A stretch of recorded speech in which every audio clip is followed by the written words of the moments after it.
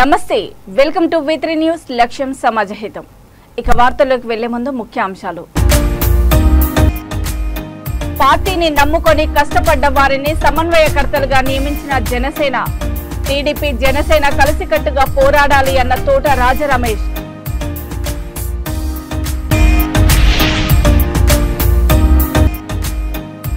BJP అభివృద్ధి సంక్షేమం వైపు అడుగులు పేదల జీవితాల్లో మార్పు రావాలి అంటే బీజేపీ రావాలి జాతీయ కార్యదర్శి సత్యకుమార్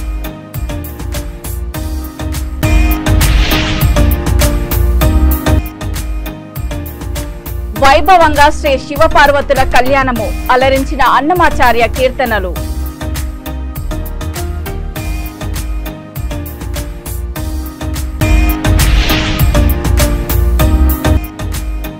నూతనంగా నిర్మించనున్న సెంట్రల్ జీఎస్టీ కమిషనరేట్ కార్యాలయానికి శంకుస్థాపన తిరుపతి కమిషనరేట్ పనితీరును అభినందించిన కేంద్ర ఆర్థిక శాఖ మంత్రి నిర్మలా సీతారామన్ పల్నాడు జిల్లా చిలకలూరిపేట నియోజకవర్గంలో జనసేన పార్టీ సమన్వయకర్తగా తోట రాజరమేష్ మీడియా సమావేశం నిర్వహించారు.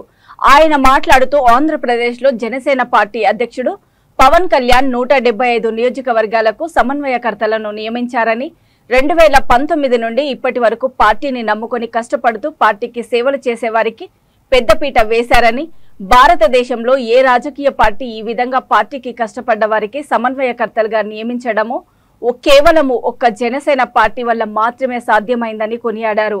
తెలుగుదేశం పార్టీ జనసేన పార్టీ పొత్తులో భాగంగా అధిష్టానం సూచనల మేరకు పార్టీ కార్యక్రమాల్లో పాల్గొంటూ కలిసి పనిచేసుకుంటూ వెళ్తూ రాష్ట్రంలోని వైఎస్ఆర్సీపీ పార్టీని గద్దెదించడమే మా లక్ష్యంగా పనిచేస్తామని తెలియజేశారు. అందరిని కలుపుకొని పోయేటువంటి నాయకత్వానికి ఈరోజు మా అధిష్టానం సమన్వయకర్తలు నియమించి తెలుగుదేశం జనసేన పార్టీ రెండు కలిపి రేపు రానున్న ఎన్నికల్లో జగన్మోహన్ రెడ్డి యొక్క ప్రభుత్వాన్ని గద్దెదించే విధంగా మా కార్యక్రమం చేసుకునే విధంగా మా కొత్త నాయకత్వానికి కావచ్చు, అది మా పార్టీలో ఉన్నటువంటి సీనియర్స్ కావచ్చు ఈరోజు సమన్వయకర్తలుగా నియమించాలన్నమాట. చాలా వాస్తవం. చాలా ఏదైతే కష్టపడిన వ్యక్తులకి ఈరోజు సమన్వయకర్తలుగా నియమించినటువంటి మా అధిష్టానానికి నా హృదయపూర్వక నమస్కారం తెలియజేస్తున్నాను.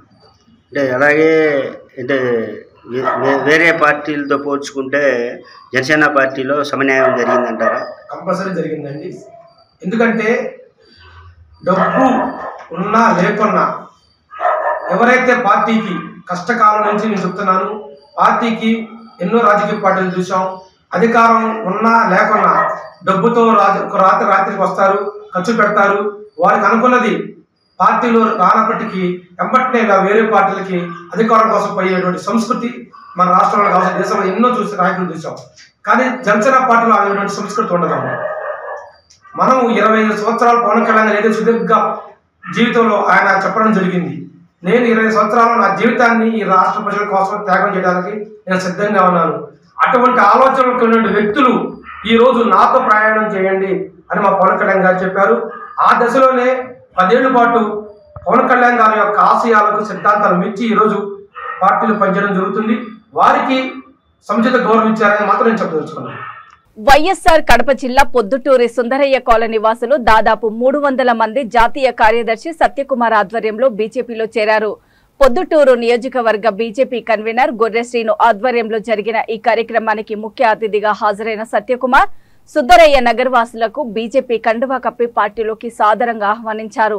ఈ సందర్భంగా ఏర్పాటు చేసిన పాత్రికేయుల సమావేశంలో ఆయన మాట్లాడుతూ తమ పార్టీ సుందరయ్య కాలనీ వాసులకు ఎల్లప్పుడూ అండగా ఉంటుందని, రాష్ట్రంలో బడుగు బలహీన వర్గాలకు అన్యాయం జరిగిందని, ప్రత్యేకించి పొద్దుటూరిలో వైసీపీ నాయకుల ఆగడాలు పెరిగిపోయాయని, సంచార జాతుల ప్రజల భూములు కూడా ఆక్రమించడం క్షమించరాని నేరమని ఆయన అన్నారు. పేదల జీవితాల్లో మార్పు రావాలి అంటే జాతీయ స్థాయిలో బీజేపీ మరోసారి జెండా ఎగురవేయాలని ఆయన ఆకాంక్షించారు. ఈ కార్యక్రమంలో బీజేపీ జాతీయ కార్యదర్శి, మహిళా మోర్చా ట్రెజరర్, పొద్దుటూరి పట్టణ అధ్యక్షులు, జిల్లా ఓబీసీ మోర్చా అధ్యక్షులు తదితరులు పాల్గొన్నారు.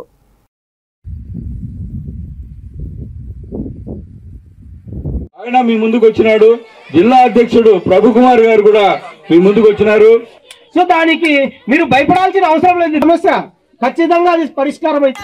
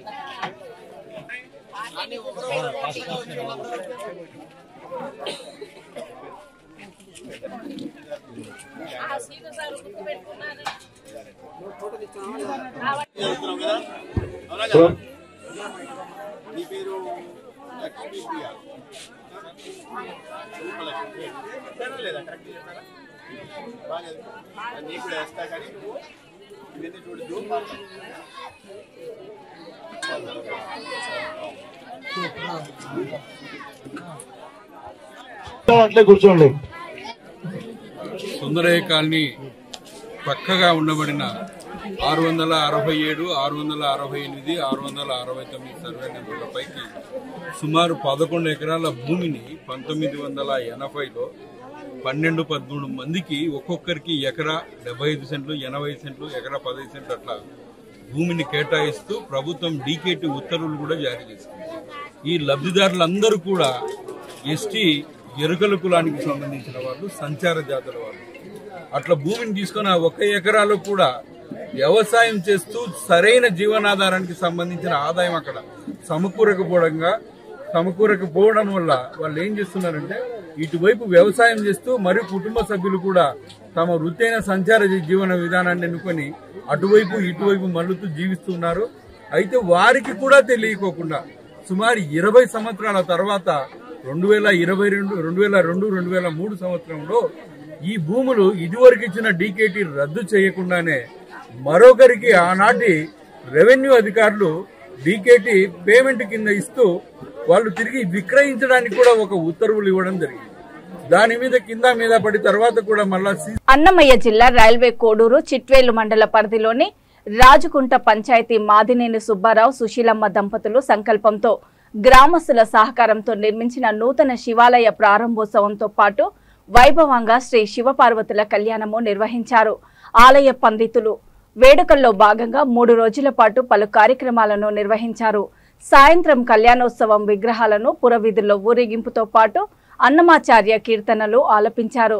చిట్వేలు మండలంతో పాటు పరిసర జిల్లాల నుంచి పెద్ద ఎత్తున భక్తులు ఈ కార్యక్రమంలో పాల్గొన్నారు.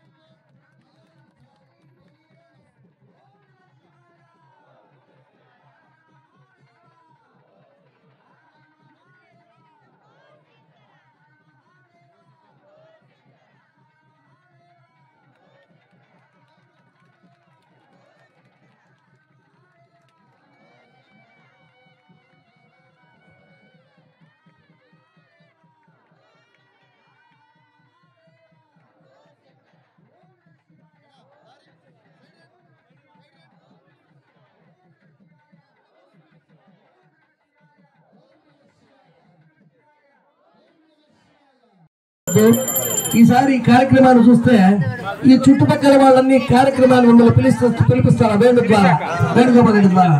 ఇది రికార్డ్ డాన్స్ లో ఆ డాన్స్ ఈ డాన్స్ పెట్టుకుంటారు. అవి లేకుండా ఈ మనకి పెట్టించడానికి ఒక 2 లేట్ అయినా మీరు ఓపికగా చేయండి. ఓం నమః పార్వతీపతయే హర హర మహాదేవ శంభో శంకర పరమం పవిత్రం సహజం ప్రసాదో ఆయుష్మగ్రేం ప్రతిమంద శుభ్రం యజ్ఞాపవీతం బలమస్తు దేదః యజ్ఞాపవీత ధారణ ముహూర్త శుభ ముహూర్త. తిరుపతి నియోజకవర్గంలో నిర్మించనున్న సెంట్రల్ జీఎస్టీ కమిషనరేట్ కార్యాలయ నూతన భవన నిర్మాణ కార్యక్రమంలో వర్చువల్ విధానంలో పాల్గొన్నారు. కేంద్ర ఆర్థిక శాఖ మంత్రి Nirmala Sitharaman, CBIC chairman Sanjay Kumar Agarwal, CBIC సభ్యులతో శంకుస్థాపన చేసి శిలాఫలకాన్ని ఆవిష్కరించారు.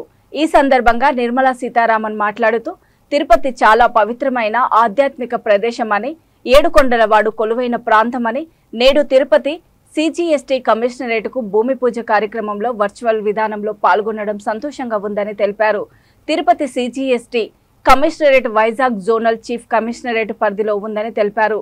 తిరుపతి సిజిఎస్టీ కమిషనరేట్ పరిధిలో తిరుపతి, చిత్తూరు, కర్నూలు, నంద్యాల, అనంతపురం, శ్రీ సత్యసాయి, కడప, అన్నమయ్య జిల్లాలు ఉన్నాయని, ఇందులో ఎక్కువ శాతం మౌలిక సదుపాయాల పరిశ్రమలు, వివిధ పరిశ్రమల ద్వారా జీఎస్టీ వసూళ్లలో గణనీయమైన పెరిగాయి అని తిరుపతి కమిషనరేట్ పనితీరును అభినందించారు.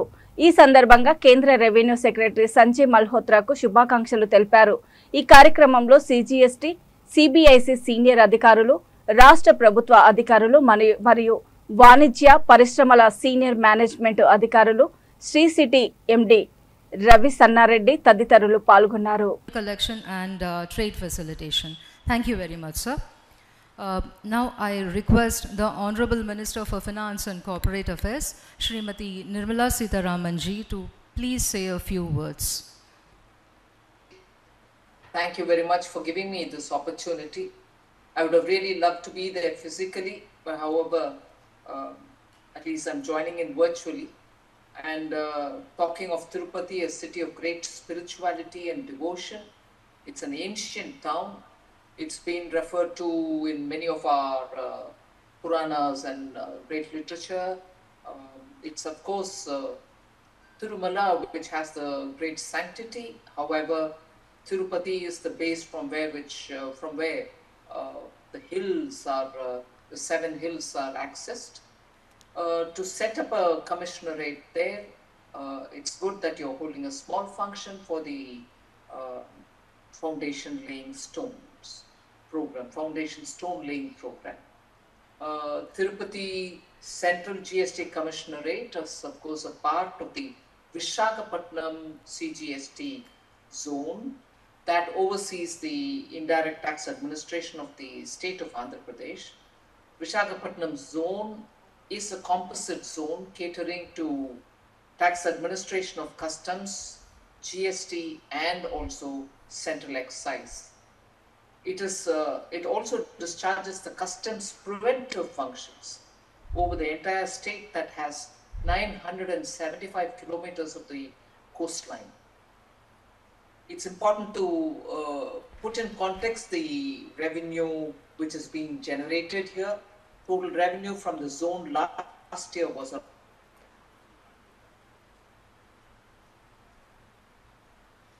around GST has also. Anantapuram జిల్లా అనంతపురంలో కనకరత్న అవార్డ్స్ ప్రధానోత్సవం వేడుకలు జరిగాయి. ఉపాధ్యాయ భవన్ ఆదిమూర్తి నగర్లో కనకదాసు హాల్పింగ్ ఫౌండేషన్ 3వ వార్షికోత్సవము మరియు నాగభూషణ బాబీ జన్మదినం సందర్భంగా కనకరత్న అవార్డ్స్ నిర్వహించారు. ఎండి నాగభూషణ్ బాబీ ఈ కార్యక్రమంలో నిర్వాహకులు విజేతలకు సన్మానం చేసి జ్ఞాపికలు అందజేశారు. ఎన్నో సేవా కార్యక్రమాలు చేసి జయంతులు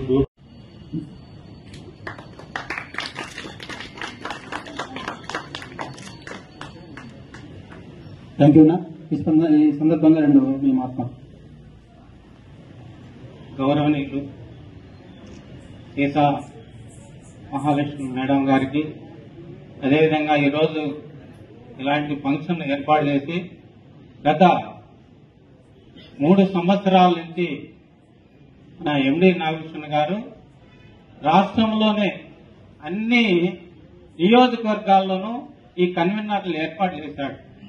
మొదటి సంవత్సరము కనకదాస్ కళ్యాణ మండపంలో ఘనంగా 2000 మందితో ఆ రోజు ఈ సంస్థ ఏర్పాటు చేసి ఆ రోజు అందరి మెప్పుతో ఇలాగా ఈ కార్యక్రమాలు చేసుకుంటూ ఆయన జీవితం అంతా ఈ ఉద్యోగులకు బడుగు బలహీన వర్గాల కోసమే పనిచేస్తూ ఈరోజు అనేక సేవా కార్యక్రమాలు చేస్తున్నాడు. నిజంగా మాకైతే చాలా సంతోషం.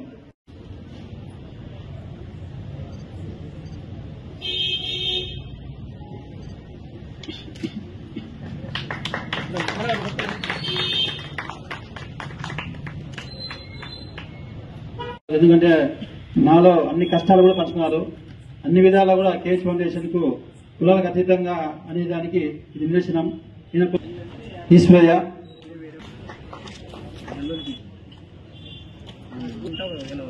అలాగే కల్పన, చాలా మంది, అలాగే కోటి మల్లేష్ అన్న గారు కూడా.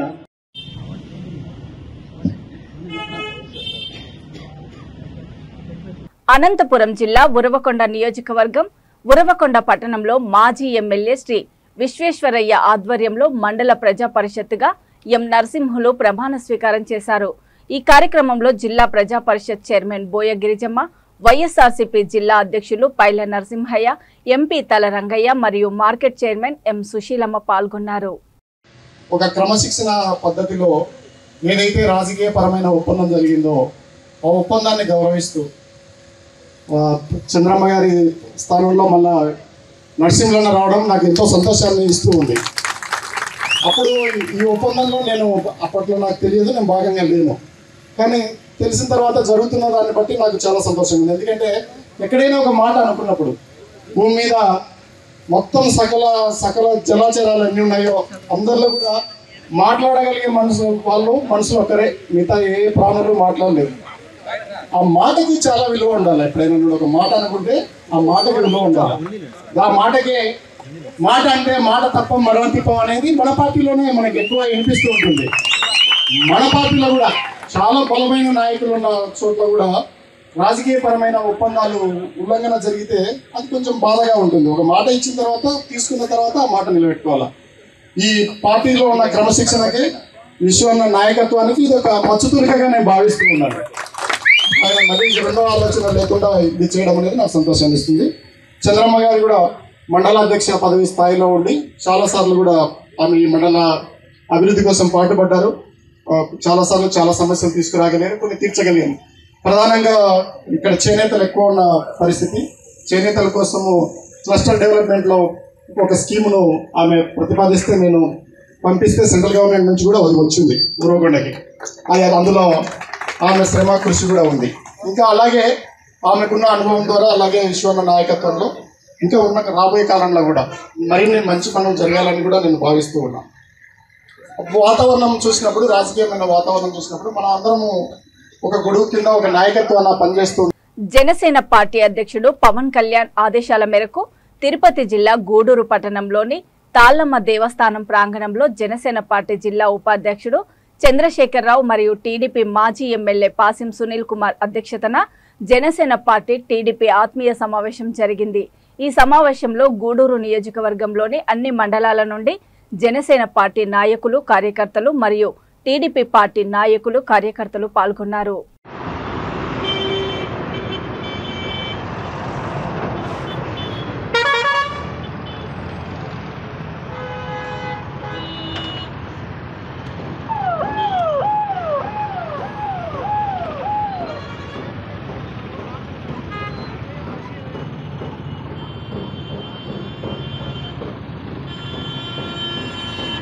ఎందుకంటే 2024లో వైసీపీ అధికారాన్ని గద్దెదించి మనం అధికారం అవసరం చాలా ఉంది.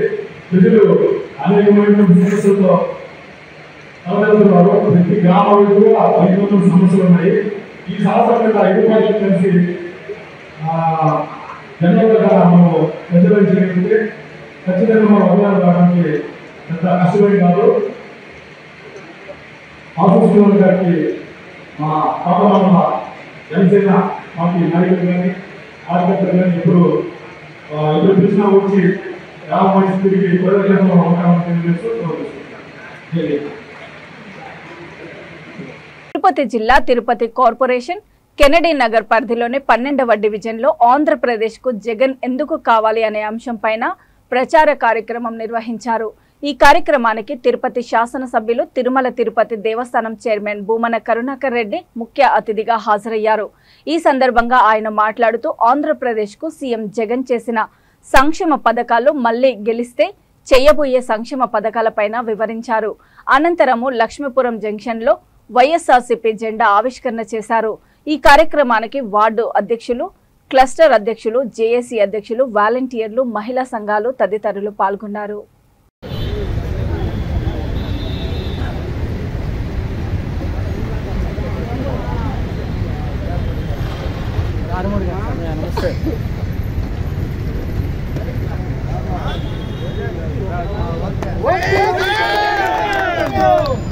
జై జగన్.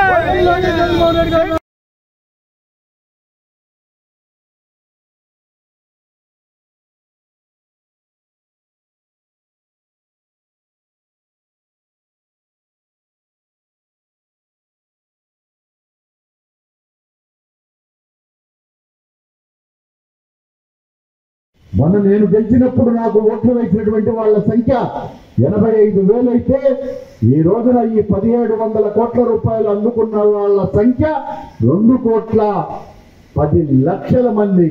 అంటే 1,20,000 మందికి పైగా నాకు ఓటు వేయనటువంటి వాళ్ళు, జగనన్నకు ఓటు వేయనటువంటి పేదవాళ్లకు కూడా నేను చేసినటువంటి గొప్ప గుణం జగన్మోహన్ రెడ్డి గారిది అని తెలియజేస్తున్నాం. మీరు తెలుగుదేశం పార్టీకి ఆ కాలంలో ఓట్లు వేసున్నా మీరు మాకు ఓట్లు వేయలేదేనని మేము ఎవ్వళ్ళను కూడా అడగల. ఒక్క ఇంటిలో కూడా మేము ఆ రకంగా ప్రశ్నించకపోగా మీరు పేదోళ్ళ కాదా అన్న విషయాన్ని మా వాలంటీర్లు మీ ఇంటింటికి వచ్చి తిరిగి గొప్ప సైనికుల్లాగా, ప్రజా సేవకుల్లాగా వాళ్ళు మీ ఇళ్లకు వచ్చి మీ వివరాలు తెలుసుకొని జగనన్న ద్వారా నేరుగా మీకు డబ్బులు వేయించే కార్యక్రమం చేసినారు. ఇల్లు లేనటువంటి వాళ్ళకందరికీ కూడా ఒక తిరుపతి పట్టణంలోనే జగనన్న ఇచ్చినటువంటి ఇంటి పట్టాలు 26,400 అని తెలియజేస్తున్నా. చంద్రబాబు కాలంలో 5 పట్టాలు కూడా ఇవ్వాలి. కాణిపాకం శ్రీ వరసిద్ధి వినాయక స్వామి వారిని సుప్రీంకోర్టు జస్టిస్ అరవింద్ కుమార్ కుటుంబ సమేతంగా దర్శించుకున్నారు. ఏఈ కృష్ణారెడ్డి రాజగోపురం వద్ద స్వాగతం పలికి స్వామివారి ప్రత్యేక దర్శనం కల్పించారు. అంతకు ముందు చిత్తూరు జిల్లా joint collector Srinivasulu, SP Rishanth Reddy వారికి స్వాగతం పలికారు. అనంతరము ఆలయ అధికారులు రాజగోపురం వద్ద పూర్ణ కుంభంతో స్వాగతం పలికి దర్శనం ఏర్పాట్లు చేసి మంత్రోచ్చారణల నడుమ తీర్థ ప్రసాదాలను అందజేశారు. ఈ కార్యక్రమంలో న్యాయశాఖ అధికారులు పలువురు పాల్గొన్నారు.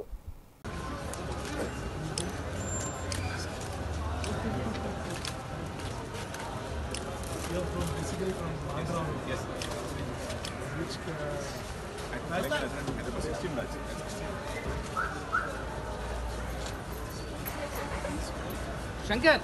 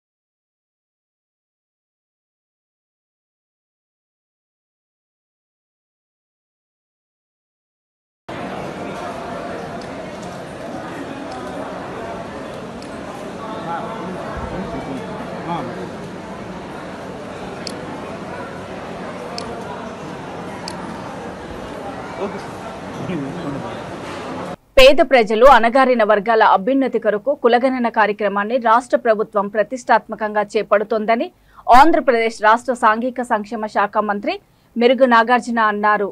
ఏపీ రాష్ట్ర కులగణన 2023పై జిల్లా స్థాయి సదస్సు బాపట్ల జిల్లా కలెక్టరేట్ ఆవరణంలో సమావేశం నిర్వహించారు. ఈ సందర్భంగా జిల్లా కలెక్టర్ పి రంజిత్ బాషా మాట్లాడుతూ సమీకృత సమగ్రాభివృద్ధి కోసము కులగణన కార్యక్రమం రాష్ట్ర ప్రభుత్వం నిర్వహిస్తుందని అన్నారు. భారతదేశంలో 1872 సంవత్సరంలో బ్రిటిష్ పాలకులు కులగణన నిర్వహించారని, తదుపరి 1931లో స్వాతంత్ర్యానికి ముందుగానే కులగణన జరిగిందన్నారు. సర్వేలో ప్రజల నుంచి సేకరించే కుటుంబ వివరాలు అత్యంత గోప్యంగా ఉండేలా సాఫ్ట్వేర్ పనిచేస్తుందని వివరించారు. ప్రజలంతా సహకరించేలా సచివాలయాల సిబ్బంది, వాలంటీర్లు విస్తృత ప్రచారం నిర్వహించాలన్నారు. ప్రజలకు అవగాహన కల్పించాలని అధికారులకు ఆయన సూచించారు. సంక్షేమ పథకాలు, రిజర్వేషన్లు పక్కాగా అమలయ్యేలా చూడాలన్నారు.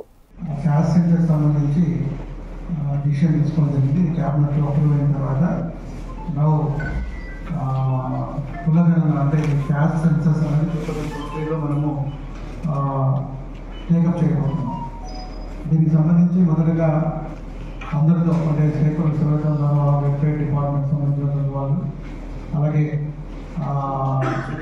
ఎవరైతే అన్ని క్యాస్ట్లో పెద్దలు అవుతున్నారో అందరితో కూడా మీటింగ్ పెట్టిన తర్వాత, సో మీ సలహా సూచన కూడా తీసుకున్న తర్వాత ఈ ప్రోగ్రామ్ మళ్ళీ ఫర్దర్గా స్టార్ట్ అవుతుంది.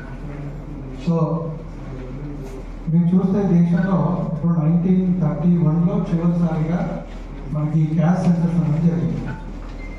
1931లో అంటే ఆ తర్వాత మళ్ళీ సెన్సస్ జరిగాయి, అంటే జనాభా లెక్కలు జరిగాయి, కానీ ఇప్పుడు కూడా క్యాస్ట్ సెన్సస్ అనేది జరగలేదు.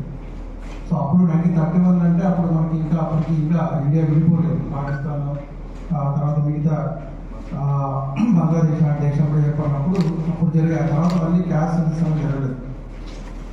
సో ఇది జరగకపోతే ప్రాబ్లం ఏంటంటే అసలు ఏ కమ్యూనిటీ ఎంతవరకు ఎంత పర్సంటేజ్ ఉన్నారు, సో అలాగే తీసుకొని రాబోయే స్కీమ్స్ కావచ్చు, అలాగే మనం తీసుకునే పాలసీ డిసిషన్స్ కావచ్చు, వీటన్నిటి మీద కూడా దీని ఇంపాక్ట్ ఉంటుంది. సో దీన్ని దృష్టిలో పెట్టుకుని గవర్నమెంట్ ఇప్పుడు ఈ క్యాస్ట్ సెన్సస్ని చేయాలని డిసిషన్ తీసుకోవడం జరిగింది. దీని ప్రకారంగా ఇది ఎలా చేస్తారో, అలాగే దీనికి సంబంధించి ఫర్దర్గా మీరు క్యాస్ట్ సర్వే అంతా కూడా పీపీటీ ఇచ్చిన తర్వాత, సో మీరు మీ తరపున చేసిన సలహా సూచనలు ఇస్తాను కూడా గవర్నమెంట్ నుంచి తీసుకురావడం జరుగుతుంది. ఫర్దర్గా ఫైనల్గా మనకి క్యాస్ట్ సర్వే అనేది స్టార్ట్ కాబోతుంది. ఒక 1 వీక్ మ్యాక్సిమం 10 డేస్లో మొత్తం అంతా కూడా సెన్సస్ అంతా అయిపోతుంది. దీనికి సంబంధించి ఒక యాప్ కూడా చేయడం జరిగింది. ఈ యాప్లోనే మొత్తం అంతా కూడా సాఫ్ట్వేర్లోనే యాప్లోనే మొత్తం అంతా సెన్సస్ అంతా కూడా రికార్డ్ చేయడం జరుగుతుంది. వార్తలు ముగించే ముందు ముఖ్యాంశాలు మరోసారి. పార్టీని నమ్ముకొని కష్టపడ్డ వారిని సమన్వయకర్తలుగా నియమించిన జనసేన. టీడీపీ, జనసేన కలిసికట్టుగా పోరాడాలి అన్న తోట రాజరమేష్.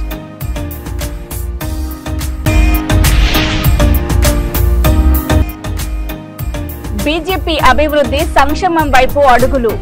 పేదల జీవితాల్లో మార్పు రావాలి అంటే బీజేపీ రావాలి. జాతీయ కార్యదర్శి సత్యకుమార్.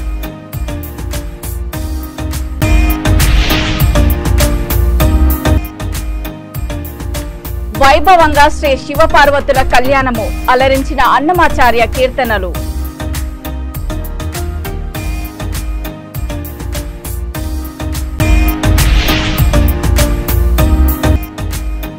నూతనంగా నిర్మించనున్న సెంట్రల్ జీఎస్టీ కమిషనరేట్ కార్యాలయానికి శంకుస్థాపన. తిరుపతి కమిషనరేట్ పనితీరును అభినందించిన కేంద్ర ఆర్థిక శాఖ మంత్రి నిర్మలా సీతారామన్. చూస్తూనే ఉండండి V3 న్యూస్, లక్ష్యం సమాజహితం. నమస్తే.